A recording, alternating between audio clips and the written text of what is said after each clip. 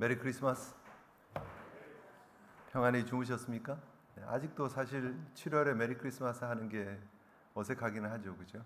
네, 그럼에도 불구하고 그 메리 크리스마스 이유와 또 목적을 잘 아시는 우리 목양의 성도들의 삶 속에 계속해서 행복이, 기쁨이, 축복이 함께 하시기를 기도합니다.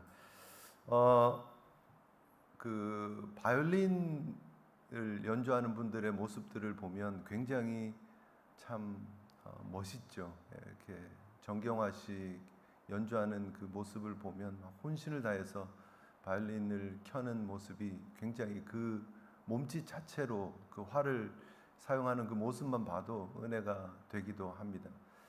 그런데 그 아름다운 선율의 바이올린 소리가 제대로 내기 위해서는 바이올린이 중요하잖아요. 그죠? 정경화 씨는 어떤 바이올린을 사용하는 것 같습니까? 혹시 아시는 분 계십니까? 유명한 비싼 바이올린 이름 혹시 들어보신 적 있으십니까? 스트라디바리우스 뭐 이런 거 들어보셨습니까? 네.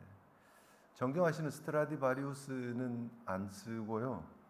과르넬리라고 하는 악기를 쓰더라고요. 과르넬리 델 제수라고 하는 걸 쓰는데 한 600만 불 정도 이상의 가치를 가진 악기다. 그렇게 검색해 보면 그렇게 나오더라고요.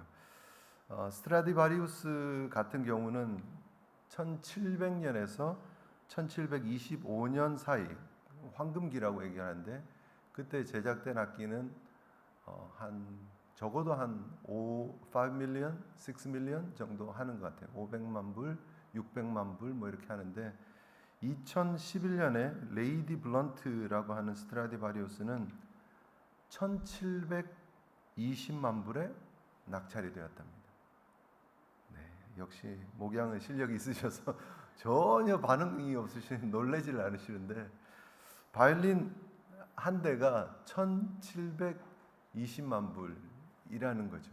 굉장하잖아요, 그죠? 그런데 아무리 그렇게 훌륭한 악기일지라도 과르넬이든 뭐 스트라디바리우스든 제일 중요한 게 뭡니까? 튜닝이 잘 돼 있느냐가 제일 중요하죠. 아무리 좋은 악기라도 튜닝이 잘 돼 있어야 정경화 씨 같은 정말 훌륭한 연주자가 아름다운 선율을 만들어낼 수 있다라는 것이죠. 그래서 관중들 앞에서 당당하게 조율을 합니다. 그죠? 하면서 이렇게 선율을 조율을 딱 하고 그 다음에 악기를 가지고 연주를 한다라는 것이죠. 아무리 좋은 악기라도 튜닝이 잘 되지 않으면 절대 아름다운 음악을 연주할 수 없죠. 하나님께서 만들어 놓으신 하나님의 작품들, 마스터피스들, 여기 계신 우리 목양의 성도들, 귀하고 아름다운 하나님의 작품들입니다. 그런데 하나님의 손에 잡혀서 하나님의 영광을 드러내는 아름다운 도구로 쓰임받기 위해서는 하나님이 원하시는 튜닝대로 튜닝되어져야 된다라는 거죠. 하나님이 원하시는 대로 연주할 수 있도록 내 생각, 내 뜻 다 내려놓고 하나님이 원하시는 대로 맞춰져야 된다라는 것이죠. 어제 우리가 다윗 얘기를 잠깐 했는데 사도행전 13장 22절에 보면 다윗에 대한 평가가 이렇게 나오고 있죠. 내가 이새의 아들 다윗을 찾아냈으니, 세 번역은 그렇게 얘기를 합니다. 찾아냈다. 찾아냈으니 그는 내 마음에 드는 사람이다. 그가 내 뜻을 다 행할 것이다 라고 기록하고 있습니다. 하나님이 다윗을 찾아냈는데 마음에 드는 사람이어서, 그리고 그 사람이 내 일을 다 할 것이어서 나는 너무 행복하다는 그런 표현이에요. 개역 한글은 내 마음에 합한 사람이다. 그리고 개역 개정에는 내 마음에 맞는 사람이다. 마음에 쏙 든다 이런 말이죠. 그죠?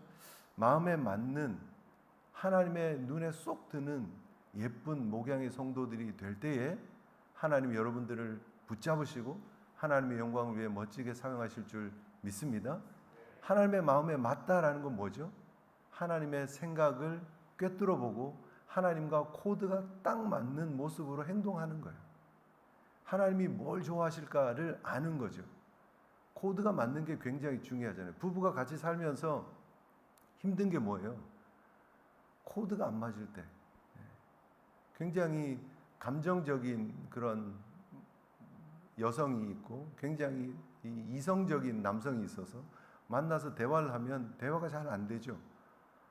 굉장히 극복하기 힘든 그런 벽들이 느껴지기도 합니다. 예를 들어서 오늘 우리 나가서 외식이나 한번 할까? 옷 잘 차려입고 나와봐 해서 막 갑자기 이 남자가 왜 이러지 해서 막 모처럼 옷도 이렇게 좋은 거 이렇게 준비해서 이렇게 내가 좋은 식당 찾아놨어 하고 해서 막 좋은 옷 입고 화장도 하고 머리도 이렇게 잘 만지고 해서 나왔는데 데리고 간 곳이 여기가 내가 새로 찾은 돼지국밥집이야 하고 내가 한번 먹어봤는데 너무 맛있어 하고 돼지국밥 먹으라고 그러면 아니 처음부터 돼지국밥집이라고 얘기를 하지 뭐 어디 난 근사한 데 데리고 가는 줄 알고 이렇게 옷도 꾸미고 이랬는데 가 되잖아요. 그죠?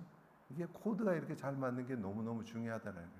뭐 이렇게 쿵 하면 짝이 나와야 되잖아요. 손바닥도 이렇게 마주쳐야 되는 것처럼 하나님 앞에 우리의 모습이 그러해야 된다는 거죠.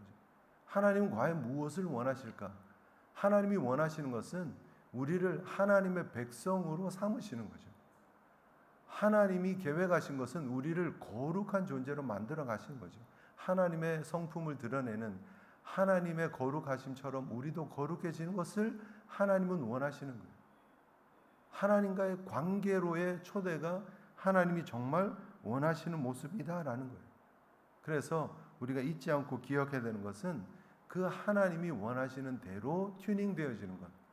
하나님이 원하시는 시간표에 우리의 삶의 시간을 맞추는 것. 그렇게 함께 동력하고 하나님 영광을 위해서 함께 일하는 것이 우리가 누릴 수 있는 최고의 기쁨이다라는 것이죠. 하나님은 계속해서 우리에게 하나님의 시간표에 우리를 맞추라고 말씀하고 계십니다. 요즘 시계 보면 그 세틀라이트에서 이렇게 시그널을 보내가지고 이렇게 맞추는 시계들 있잖아요. 뭐 어토믹 라디오 컨트롤드 클락 뭐 이렇게 말하기도 하는데 그 시그널이 그 콜로라도 볼더라고 하는 곳에서 시그널을 쏜다 그러더라고요. 그러면은 그 시계가 그 시간을 받아가지고 정확한 정말 오차 없는 시간을 이렇게 딱 디스플레이를 하는 거죠. 저도 선물을 받아서 그 시계가 집에 하나 있는데 처음에는 괜찮았어요. 이렇게 잘 맞았어요. 서머 타임이 되면 이건 안 고쳐. 옛날에 그랬어요. 요즘 뭐 자동으로 고쳐지는 시계들이 너무 많은데 옛날에 그 시계는 뭐 이렇게 다 일일이 한 시간씩 땡기기도 하고 미루기도 하고 했었어야 되는데 가만히 두면 아침에 시간이 딱 맞아 있는 거예요. 굉장히 신기했었어요. 그런데 어느 날부터 이게 안 맞는 거예요. 분명히 서머 타임 시작됐는데 바뀌기 전 시간으로 계속해서 하루가 더 가고 이틀이 더 가고 그래서 결국은 그 시계를 내려서 매뉴얼로 다시 시간을 이렇게 맞춰서 사용을 했는데 그 이후로 여전히 아직도 작동하지 않습니다. 문제는 뭐죠? 시그널은 여전히 콜로라도 볼더라고 하는 곳에서 전 미국을 향해서 보내고 있을 거예요. 그렇죠? 시그널엔 문제가 없어요. 그런데 그 시그널을 받는 기계가 망가져 버리니까 정확한 시간을 나타내지 못하는 거예요. 하나님은 우리에게 하나님의 시간을 계속해서 말씀하고 계십니다. 그런데 우리는 우리가 원하는 시간표대로 모든 일들이 이루어지기를 원하고 내 생각, 내 계획대로 밀어붙이고 있는 것은 아닐까. 하나님과 코드를 다시 한번 맞추시고 하나님과 시간을 다시 한번 맞추시고 하나님이 기뻐하시는 하나님의 나라를 위해서 쓰임받는 우리 목양의 식구들 되시기를 주님 이름으로 축복합니다. 그래야 일을 할 수 있는 거예요. 그래야 일을 할 수 있는 거예요. 영화 같은 거 이렇게 보면 뭐 특공대가 이렇게 작전을 하러 들어가잖아요. 예를 들면 적진에 들어가서 뭘 하나를 폭발을 시키고 이렇게 나와요. 투입되기 전에 제일 먼저 하는 일이 뭐죠? 옛날 영화여서 그런지 모르겠지만 다들 이게 팔뚝에서 시계를 꺼내가지고 지금 뭐 16시 정각 뭐 그러면 16시에 다들 맞추는 거예요. 그리고 30분 있다가 우리가 작전을 수행하고 이 자리에서 다시 만난다 그러면 16시 정각에 맞춰놓은 그 시간부터 30분이 지나면 함께 모이는 합류하는 시간이 되는 거예요. 그래서 지휘관의 시간에 대원들이 시간을 같이 맞추는 것이 너무너무 중요하다는 거예요. 작전이 이루어지기 위해서. 하나님의 나라도 그렇습니다. 하나님의 시간표에 우리가 함께 시간을 맞추고 함께 작전에 투입되고 하나님 나라 확장을 위해서 하나님 나라의 영광을 위해서 쓰임 받는 것이 하나님 백성의 기쁨이다라는 사실을 우리가 잘 기억했으면 좋겠습니다. 결국 우리가 시간을 잘 맞추는 이유가 뭡니까? 우리가 튜닝 되어져야 되는 이유가 무엇입니까? 하나님 나라를 위해서 동력하는 기쁨을 누리기 위해서이죠. 하나님과 함께 일한다. 여러분, 이거는 사실 있을 수가 없는 일이죠. 하나님, 창조주이신 하나님이 피조물인 우리와 동력하시겠다고 우리를 구별하셨어요. 우리를 불러주셨어요. 웬 영광입니까? 웬 은혜입니까? 여러분, 징기스칸이 황제가 되기까지 여러 어려움이 있었답니다. 물론 그랬겠죠, 그죠? 쉬운 일이 아니죠. 일부 기록을 보면 그가 황제가 될 것을 믿고 그와 함께 목숨을 걸고 함께 고생했던 공신들이 있었대요. 생사고락을 같이 했던 9명의 공신이 있었대요. 근데 그 공신들의 도움 때문에 이제 칸의 자리에 올라가게 되죠. 징기스칸이 그들을 타르탄이라고 불렀대요. 뭐 뜻을 보면 세상에서 가장 존귀한 자들이라고 하는 그런 이름인가 봐요. 그래서 그들을 타르탄이라고 부르고 그들을 향해서 그가 황제가 되자마자 특권을 줬대요. 6가지의 특권. 첫 번째는 그들은 누구든지 언제든지 내 집에 들어올 때 허락받지 않고 들어올 수 있다. 언제든지 황제 앞에 쑥 올 수 있는 특권을 줬다라는 거예요. 두 번째는 전쟁이 끝나면 노획물 중에서 가장 좋은 건 먼저 가질 수 있다는 거예요. 좋겠죠, 그죠? 반응이. 네, 세 번째, 그리고 앞으로 세금 내지 않아도 된다. 세금이 면제돼요. 네 번째, 사형에 해당되는 죄를 지어도 9번까지 용서된다. 그리고 5번째, 이 나라 안에 있는 어떤 땅이든 가지고 싶은 땅 다 가져도 된다. 그리고 6번째는 이러한 권리는 앞으로 4대까지 이어진다. 오, 괜찮죠, 그죠? 네. 정말 목숨 걸고 함께 할 만했죠. 거기에 대한 보상이 굉장히 컸죠. 그런데 여러분 한번 잘 생각을 해보세요. 그 타르탄이라고 불렸던 그들이 그런 칸으로부터 귀한 보상을 받고 살아가는 그 삶의 순간순간이 지나고 그들이 인생을 마감하는 그 순간, 그리고 자녀들 앞에서 너희들 아빠 잘 만나가지고 이렇게 복받게 행복하게 잘 사는 거 너희들 감사하게 생각해.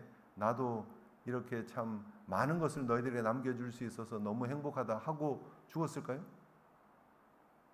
굉장히 많은 특권을 가지고 있었고 정말 황제와 비교도 부족한 것이 없을 정도의 삶을 살았겠지만 제 생각에는 그래요. 그 타르탄들이 마지막 순간 기억했던 것이 무엇일까? 칸과 함께 만주 벌판을 누비며 세계를 누비며 함께 전쟁을 했던, 함께 목숨을 걸고 일을 같이 했던 그 시간들이 너무 소중했다라고 이야기를 하지 않을까. 머릿속에 계속 그 장면들만 떠오르는 거예요. 집 앞에 창고에 잔뜩 쌓여있는 물건이, 집 안에 있는 돈들이, 자기가 가지고 있는 특권들이 그렇게 소중하게 느껴졌을까? 저는 그렇지 않다고 생각합니다. 황제와 함께, 칸과 함께 했던 기억들이 그의 인생에 있어서 가장 소중한 거예요. 누가 뭐라 그래도 그 시간이 너무 좋은 거예요. 다시 되돌릴 수 있으면 그 시간으로 돌아가고 싶다라는 것이죠. 여러분, 우리가 하나님의 나라의 동력자로 부름받은 기쁨을 누리는 하나님의 백성임에도 불구하고 우리의 하나님 앞에 기대하는 것들이 너무 1차원적이지 않을까 하는 거예요. 타르탄들이 누렸던 것처럼 그런 축복을 우리에게 주십시오. 하나님 앞에 우리의 올려드리는 기도의 제목이 우리의 수준이라고 보시면 되는데, 사실은 하나님 앞에 우리가 무엇을 요구하고 있는가, 무엇을 놓고 기도하고 있는가, 우리의 기도의 제목들을 점검해 본다면 하나님의 기대와 하나님의 코드와 나의 코드가 딱 맞을까 하는 거예요. 제가 인터넷에 올라온 글을 읽으면서 굉장히 참 한숨이 이렇게 푹 나왔던 글이 하나 있는데요. 제가 하나 읽어 드리려고 가지고 왔는데요. 군대 간 형의 모습을 이렇게 인터넷 글 올리는 데다가 이렇게 올렸던 동생의 글이에요. 군에 이제 훈련을 마치고 자대가 배치되면서 뭐 아마 이렇게 면회를 할 수 있는 기회가 됐었나 봐요. 그래서 형이라는 작자가 집에 편지를 보냈던 그 편지 내용이에요. 읽어드리겠습니다. 어머님, 만수무강하셨습니까? 어머님, 밑에 적은 음식들은 면회 날 싸가지고 올 음식이랍니다. 우선 어머님, 통닭이 너무 먹고 싶어요.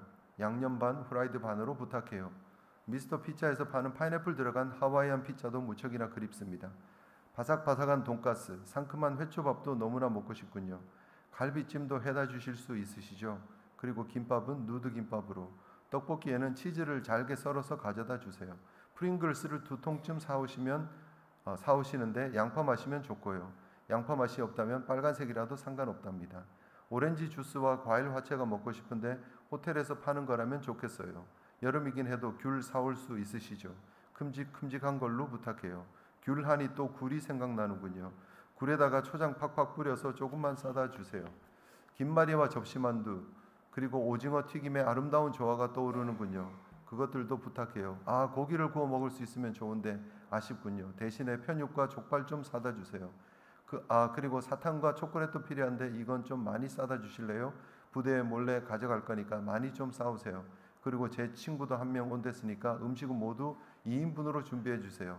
이 밖에도 먹고 싶은 음식은 무진장 많지만 준비해 오실 어머님이 힘드실까봐 더 이상 주문할 수가 없군요. 맞다. 어머니 전복죽도 사오시는 거 잊지 마시고요. 그날이 기다려지네요. 그럼 만수무강하시고 또 편지하겠습니다. 아들올림. 네, 어떻습니까? 참 형이라는 녀석이 얼마나 철이 없던지 마침 불어닥친 IMF 바람으로 한창 집안이 위태로울 텐데 이런 편지를 보낸 형이 너무 한심스럽다라고 글을 써서 인터넷에 올린 거예요. 여러분 들어보시니까 어떻습니까? 한심스럽지 않습니까? 그런데 너무너무 놀라운 것은 그 동생이 더 놀라운 사실은 우리 어머니께서 그 모든 음식을 다 싸가지고 가셨다는 사실이다 라는 거예요. 적어도 그 철없는 형과는 다르게 이 작은 아들은 그 어머니의 마음을 알았던 것 같아요. 그 어머니가 그 힘든 가운데 우리 형을 위해서 이렇게 그 많은 음식 리스트를 다 체크해 가면서 하나하나 준비해서 면회를 가셨다는 사실에 감동하고 감사하고 있는 것이죠. 여러분, 우리는 하나님을 어떤 존재로 여기고 계시느냐 하는 거예요. 하나님이신, 창조주이신, 우리의 주인이신, 우리의 왕이신 그분을 감히 우리가 그저 우리의 삶의 공급자로, 우리의 수단으로, 우리의 도구로 여기고 있는 것은 아닐까? 이거 해주세요, 저거 해주세요. 물론 그게 틀린 것은 아닙니다. 하나님 공급해 주십니다. 그런데 정말 중요한 것은 그 하나님 자체라는 거죠. 타르탄들에게 있어서 가장 중요한 것은 칸이어야 했던 것처럼 우리에게 가장 중요한 분은 하나님 자신이다라는 사실을 우리가 기억하고 그 하나님과 동력하는 기쁨, 그 감격을 누릴 수 있는 저와 여러분들이 되어야 될 줄 믿습니다. 이스라엘 백성들을 부르신 목적은 아까도 말씀드렸지만 하나님의 백성 삼으시려고 부르신 거예요. 하나님의 영광을 드러내는 하나님의 백성이 되게 하시려고 하나님은 그들을 출애굽시켜 주셨습니다. 약속의 땅으로 들어가서 그곳에서 젖과 꿀이 흐르는 땅에서 편안하게 먹고 마셔라, 즐겨라가 아니라 그곳에서 살아계신 하나님을 드러내는 삶을 살라고 하나님은 그들을 구별하셔서 부르셔서 약속의 땅으로 부르신 거예요. 그런데 그 가나안 거민들의 삶의 모습에 휩쓸려 가버리는 거예요. 농사 짓고 있는 그들의 삶을 바라보면서 우리도 농사 잘 지으려면 번개의 신, 천둥의 신, 농사의 신들 잘 섬겨야 돼. 그들의 삶의 모습을 따라가야 돼. 하나님을 바라보지 않고 세상을 바라보고 쫓아갔던 것이 문제였었다라는 사실 우리가 잊지 말아야 합니다. 우리의 시선이 하나님께 고정되어야 합니다. 우리의 마음이 하나님과 코드가 맞아야 합니다. 하나님이 사용하시기에 합당한 조율이 되어져 있어야 하나님의 영광을 드러내는 아름다운 음색이 나타나게 되는 줄 믿습니다. 과연 우리는 어떤 모습으로 하나님 영광을 위해서 나아가야 할까? 하나님의 계속되어지는 사역을 위해서, 특별히 우리 목양 39주년을 이제 맞이하고 있는데 또 앞으로도 계속되어지는 하나님의 사역들을 이어가야 되는데 우리가 잊지 않고 기억해야 될 가장 중요한 핵심적인 키워드가 하나 있는데 바로 그것이 오늘 우리가 살펴보려고 하는 임마누엘입니다. 우리가 잘 아는 것처럼 오늘 본문의 이야기는 모세가 죽은 후의 이야기로 이어지고 있습니다. 오늘 본문은 주님의 종, 여호와의 종 모세가 죽은 후에라고 오늘 본문은 시작을 하고 있습니다. 모세는 죽었습니다. 위대한 인물 모세가 죽었습니다. 그런데 그 모세가 죽었다고 해서 하나님의 역사가 끝나는 것은 아니다. 성경은 그 위대한 모세를 오늘 본문은 뭐라고 표현하고 있습니까? 종이었다고 표현합니다. 종, 노예. 우리말로 하면 머슴, 하인 그런 표현이죠. 아무리 위대했던 인물이었을지라도 그는 하나님의 종이었을 뿐이었다라는 거예요. 하나님의 역사는 계속됩니다. 신명기 34장 10절에 보면 모세는 여호와께서 대면하여 아시던 자요 여호와께서 그를 애굽 땅에 보내사 바로와 그 모든 신하와 그 온 땅의 모든 이적과 기사와 모든 권능과 위엄을 행하게 하심에 온 이스라엘 목전에서 그것을 행한 자더라라고 얘기를 합니다. 모세는 굉장히 큰 인물이었습니다. 한마디로 기적의 사나이였습니다. 홍해를 갈랐던 하나님의 사람이었습니다. 그럼에도 불구하고 그의 인생 마지막 그를 향한 성경의 평가는, 하나님의 평가는 종이었다라고 얘기를 합니다. 결국 여러분, 우리가 하나님의 나라를 위해서 쓰임 받는 하나님의 동력자인 그런 기쁨을 누리고 있지만, 그러나 우리가 잊지 않아야 될 우리의 정체성은 그럼에도 불구하고 우리는 하나님의 종이다라는 거죠. 창조주와 피조물의 그 넘을 수 없는 선, 주인과 종의 넘을 수 없는 선을 우리는 잘 기억해야 됩니다. 그럼에도 불구하고 너무 감사한 것은 우리 같은 피조물을, 우리 같은 종들을 불러서 동력자로 삼아주신 하나님의 은혜가 너무나 크다라는 거예요. 우리가 뭘 잘나서, 우리가 무슨 능력이 있어서가 아니라 하나님이 우리에게 능력도 주시고 은혜도 주시고 달란트도 주시고, 그러면서 우리를 위해, 우리가 하나님 영광을 위해서 쓸 수 있는 기회를 주신다라는 사실을 우리가 기억해야 합니다. 그래서 하나님은 각 시대마다 하나님의 사람들을 세우셔서 그 일을 이루어 가게 하세요. 제가 참 너무너무 감사하고 감사한 것은, 특별히 제가 집회를 그렇게 자주 다니는 편은 아니지만 집회를 나와서 혹은 다른 지역을 방문하면서 예배를 드리러 다른 교회를 가보면 너무너무 은혜가 되는 것은, 저는 저희 교회가 제일 좋다고 생각하는 목사입니다. 개인적으로 그럴 수밖에 없겠죠. 제가 목회하는 곳이니까 저희 교회가 좋아요. 그리고 우리 사랑하는 성도님들의 그 헌신과 섬김과 수고의 모습, 눈빛만 봐도 저는 알 수 있으니까, 91년 이후 지금까지 함께한 그 세월이 있으니까 너무너무 귀하고 너무너무 감사하고 그래요. 그런데 놀라운 것은 저희가 그렇게 보고 좋아하고 감사하는 그런 성도들의 헌신과 수고의 모습이 저희 교회에만 있는 게 절대 아니라는 거예요. 어느 교회를 가도 그 교회마다 헌신하고 수고하고 봉사하는 능숙하게 그리고 겸손하게 하나님 영광을 위해서 일하고 있는 분들이 있더라 하는 거죠. 그리고 하나님이 곳곳에 하나님의 사람들을 세우셔서 그 일들을 감당하게 하시는 모습을 보면 정말 눈물이 핑 도는 거예요. 복양을 방문하면서 제가 여러분들을 통해서 많은 은혜를 받는, 그리고 도전이 되는, 그러면서도 궁극적으로 하나님 앞에 영광과 찬송을 올릴 수밖에 없는 그 모습이 여러분들 가운데, 교회 가운데 있더라 하는 거죠. 실수가 없으신 하나님께서 곳곳에 하나님의 사람들을 세우셔서 각 시대마다 각 장소마다 하나님의 영광을 드러내는 일들을 함께 하게 하시더라 하는 것이죠. 그래서 여러분, 우리가 하나님의 영광을 위해서 부름을 받았다는, 하나님이 다윗을 찾아내어라고 말하는 것처럼 여러분들을 찾아내어 이곳에 세우신 줄 믿습니다. 이곳 윌로그로브에 세우신 줄 믿습니다.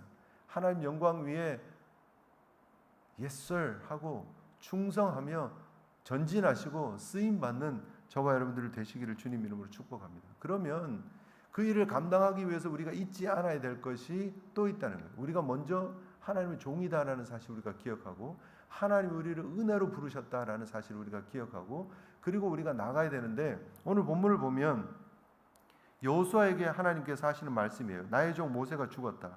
이제 너는 이스라엘 자손 곧 모든 백성과 함께 일어나 요단을 건너 내가 그들에게 주는 땅으로 가라. 내가 모세에게 말한 것처럼 너는 너희 발바닥이 닿는 곳은 어디든지 내가 너에게 주겠다. 광야에서부터 레바논까지 큰 강인 유브라데스 강부터 햇사람의 땅을 지나 서쪽의 지중해까지 모두 너희의 영토가 될 것이다. 모세에게 주었던 그 명령이, 그 사명이 이제 여호수아에게 주어졌어요.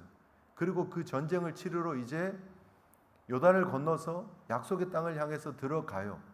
가면 금이 환영하는 것이 아니에요. 그죠? 전쟁하러 들어가야 되는 거예요. 여호수아 입장에서 얼마나 심적 부담이 있었을까 하는 거예요. 그런데 하나님은 그 모든 일들을 이미 알고 계셨어요. 여호수아의 마음을 이미 알고 계셨어요. 늘 2인자였어요. 광야 40년 동안 늘 모세 옆에서 수종 들기만 해요. 모세의 심기를 살피고 모세에 필요한 것들을 도와주고 당번병처럼 수종 들기만 했으면 됐었어요. 명령이 떨어지면 시키는 대로 하기만 하면 됐었어요. 그런데 이제 갑자기 모세가 사라진 거예요. 여호수아 입장에서 보면 굉장히 두려운 시간이죠. 시키는 것만 하다가 시키는 일을 해야 되는 자리에 간다는 것은 굉장히 어려운 일입니다. 그런데 그 상황을 하나님은 이미 아셨다라는 거예요. 하나님은 이미 아셨다라는 거예요. 그래서 뭐라고 말씀을 하고 계시느냐면 5절에 내가 사는 날 동안 아무도 너의 앞길을 가로막지 못할 것이다. 내가 모세와 함께 하였던 것 같이 너와 함께하며 너를 떠나지 아니하며 버리지 아니하겠다라고 말씀하시는 거예요. 여호수아의 마음을 누구보다도 먼저 알고 계시는 하나님께서 솔루션을 주고 계시는 거죠. 여호수아, 내가 불안해하고 염려하고 근심하고 있는 건 내가 안다. 그런데 걱정하지 마. 모세와 함께 했던 것처럼 내가 너와 함께, 내가 너를 떠나지 않아. 너의 대책은 바로 나야 라고 말씀하고 계시는 거예요. 너의 사역의 솔루션은 나야 라고 말씀하고 계시는 거예요. 여러분, 여호수아 입장에서 얼마나 감사한 일이에요. 사실 여러분들이 만약에 여호수아였다면, 만약에 하나님께서 먼저 솔루션을 주지 않았다면 여러분들이 하나님 앞에 기도하는 기도의 제목이 뭐였을까요? 만약에 제가 여호수아였으면, 하나님 만약에 먼저 이렇게 솔루션을 주지 않으셨다면 하나님 큰일 났습니다. 이제 난리가 났어요. 저 사실 이렇게 해본 적이 없어요. 저는 그런 그릇도 못 대요. 아무것도 지금 벌써 심장이 벌렁거려 가지고 아무것도 못 하겠어요. 사람들이 저를 늘 모세의 당번병, 모세의 수종병으로 알고 있는데 제가 뭐라고 얘기를 하면 사람들이 듣겠습니까?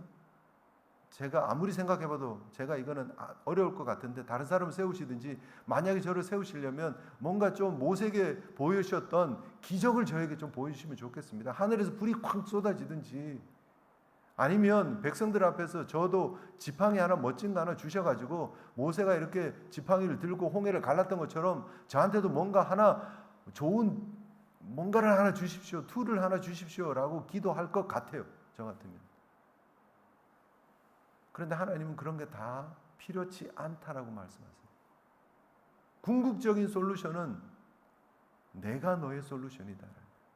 궁극적인 너의 사역의, 앞으로 너의 여정의 솔루션은 나다라고 말씀하고 계십니다. 하나님이 그와 함께 하시는 것, 즉 임마누엘이 너의 유일한 해답이고 너의 솔루션이다. 이거 붙잡고 살아가면 된다. 이거 붙잡고 전진하면 된다. 내가 너와 함께 하잖아 라고 말씀하십니다.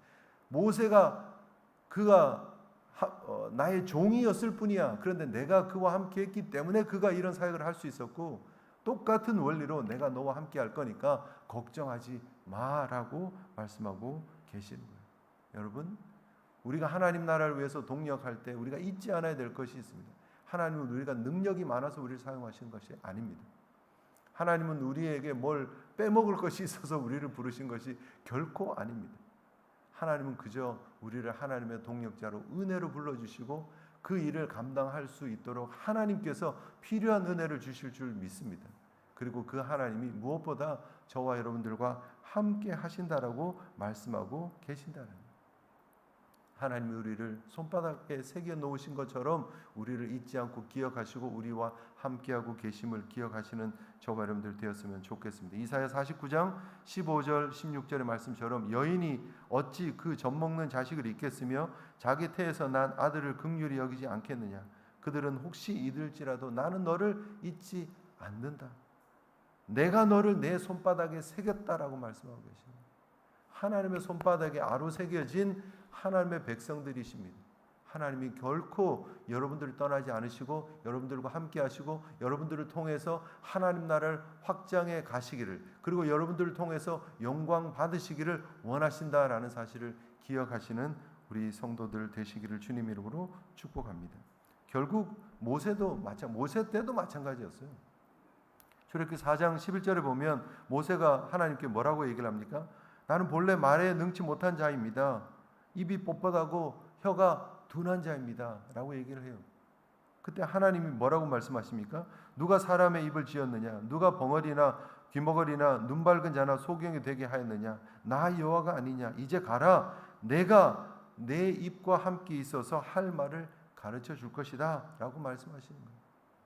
예레미야를 부르실 때 예레미야 선지자가 뭐라고 얘기를 합니까? 너무 슬픕니다. 주 여호와여 보시옵소서. 나는 아이라 말할 줄 못합니다. 그때 여호와께서 뭐라고 얘기를 하십니까? 너는 아이라 하지 말아라. 내가 너를 누구에게 보내든지 너는 가며 내가 내게 무엇을 명하든지 너는 말할지니라. 너는 그것을 인하여 두려워 말라. 내가 너와 함께하여 너를 구원하리라. 내가 너와 함께하여. 모든 하나님의 사람들은 하나님의 솔루션이 함께하고 있었어요. 그것은 임마누엘이었습니다. 목양 성도들이 누릴 수 있는 가장 큰 축복, 우리 주목사님 그리고 제가 누릴 수 있는 가장 큰 축복, 우리 목회에 있어서 가장 중요한 것, 바로 하나님이 함께 하시는 것인 줄 믿습니다. 그러면 끝이에요. 뭘 더 바라겠습니까? 하나님이 우리와 함께 하는데, 하나님이 우리 편이신데, 하나님이 우리 입술에 말씀을 주시는데, 하나님이 우리 걸음과 늘 함께 하시는데, 여러분 세상이 감히 어떻게 우리를 상대할 수 있겠느냐 하는 것이죠. 여러분 하나님 안에만 거하십시오. 그러면 뭐든지 마음대로 해도 됩니다. 하나님 안에만 거하십시오. 그 말은 하나님의 말씀 안에만 거하시면 되는 거예요. 오늘 하나님께서 주시는 말씀은 굳세고 용감해라.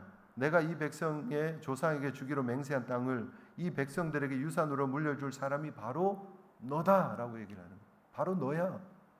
너야 너. 네가 이 일을 할 거야 라고 말씀하십니다. 그런데 한 가지 조건이 있죠.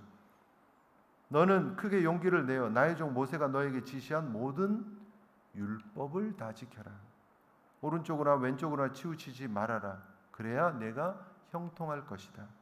이 율법의 말씀을 늘 읽고 밤낮으로 공부하고 율법에 씌어진 대로 성심껏 실천해라. 그러면 너의 가는 길이 순조로울 것이다.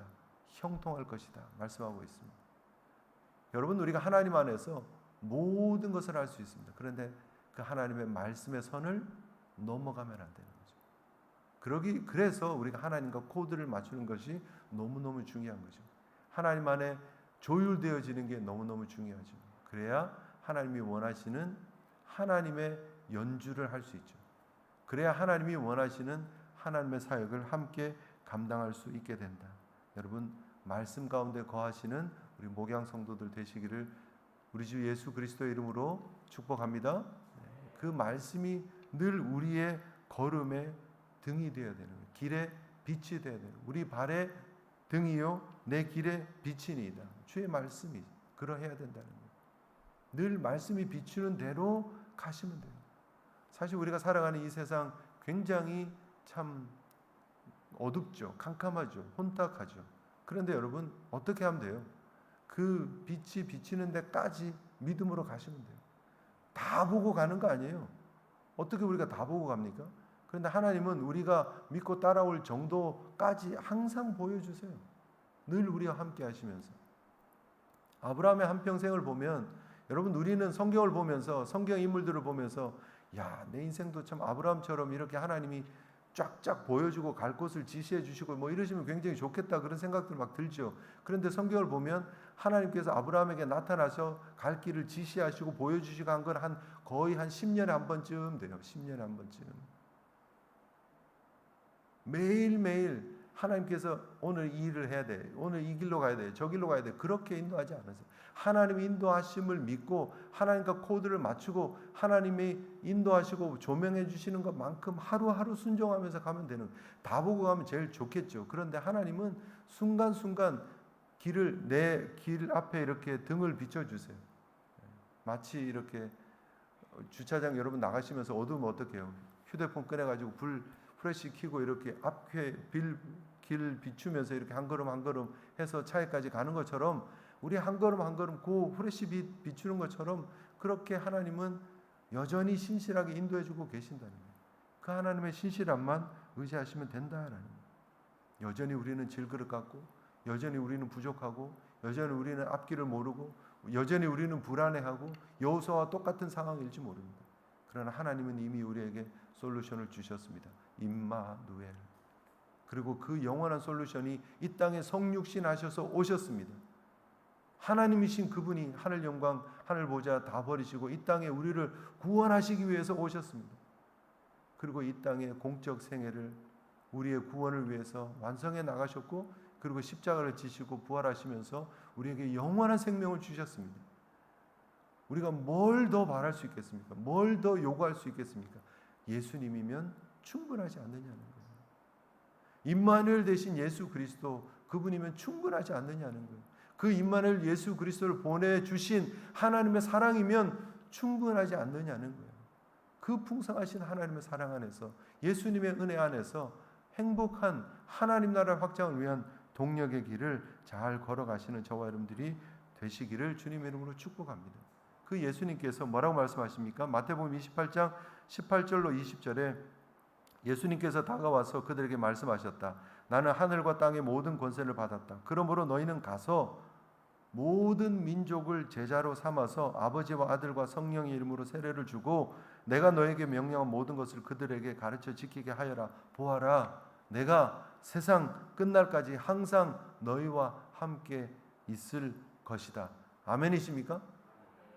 예수님께서 우리와 함께 하시는 거예요. 임마누엘 하셔서 이 땅에 오신 그분이 십자가를 지시고 부활하셔서 우리에게 내가 영원히 너희와 함께 있겠다 말씀하고 계십니다. 질그릇 같은 우리 속에 보배 되신 예수 그리스도께서 함께 하시며 우리의 걸음을 인도해 주고 계심을 믿고 나아가시는 저와 여러분들 되시기를 주님 이름으로 축복합니다. 그래서 늘 여러분 삶 속에 예수님 때문에 행복하고 예수님 때문에 기쁘고 예수님 때문에 만족할 수 있는 저와 여러분들의 인생이 되시기를 주님 이름으로 축복합니다. 뭘 해서 뭘 이루어서 뭘 어떤 것들을 성취해서 업적을 이루어서 우리가 예수님 때문에 행복합니다가 아니에요. 예수님만 존재하시면 예수님만 내주하시면 그것이면 끝이에요. 주일 새벽까지 오셔서 성회에 함께 하시는 우리 성도님들에게 제가 소중하게 품고 있는 저의 기억을 잠깐 나눠드리려고 합니다. 제가 중학교 3학년 때 하나님으로부터 확실한 소명을 다시 컨펌 받고 굉장히 뜨거웠어요.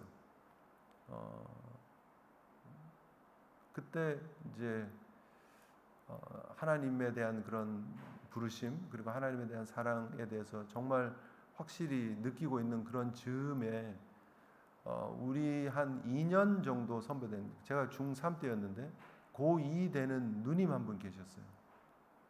이름이 영희였어요. 굉장히 촌스럽죠, 그죠?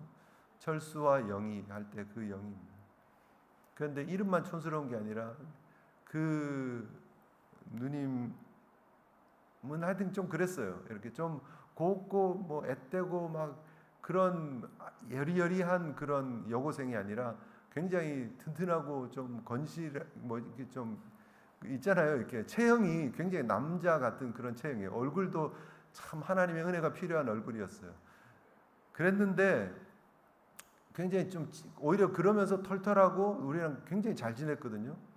그런데 오늘 병원에 입원을 했다는 거예요.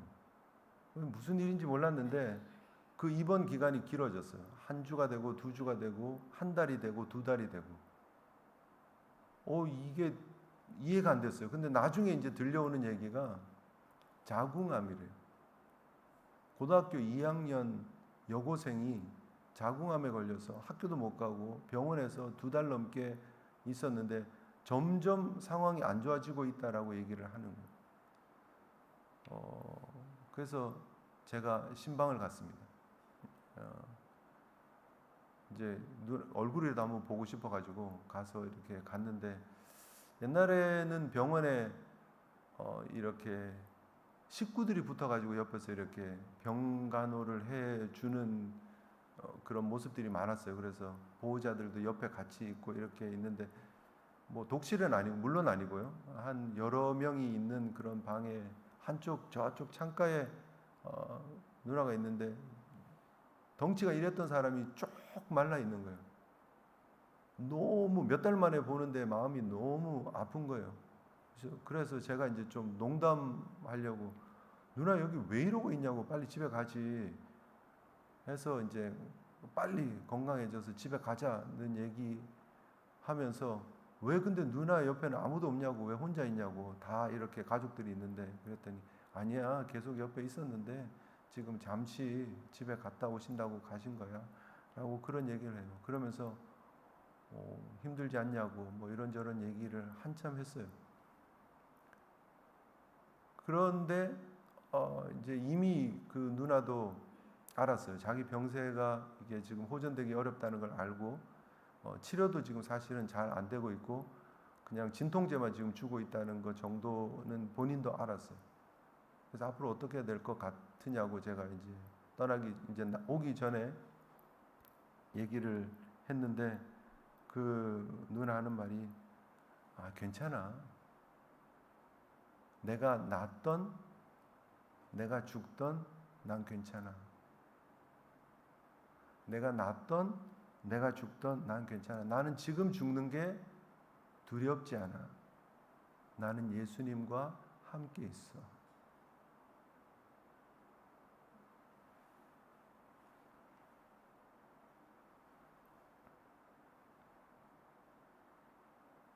그러면서 한마디를 더 붙였는데 다만 내가 예수님을 위해서 한 게 너무 없어서 아쉬울 뿐이야 라고 얘기를 하는 거예요.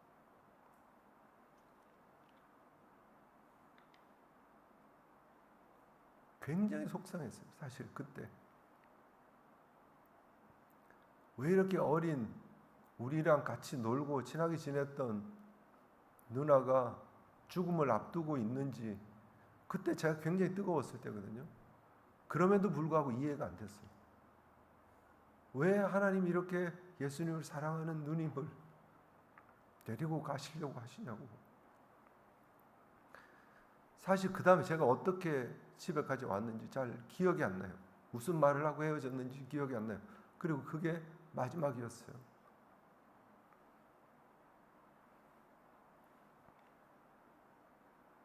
어떻게 보면 굉장히 짧은 생애예요. 고등학교 2학년 그리고 자궁암으로 일찍 세상을 떠났어요. 그런데 그 삶이 저는 누구보다도 값진 삶이었다고 생각합니다. 성공적인 삶이었다고 생각합니다. 영향력 있는 삶이었다고 생각합니다. 왜요?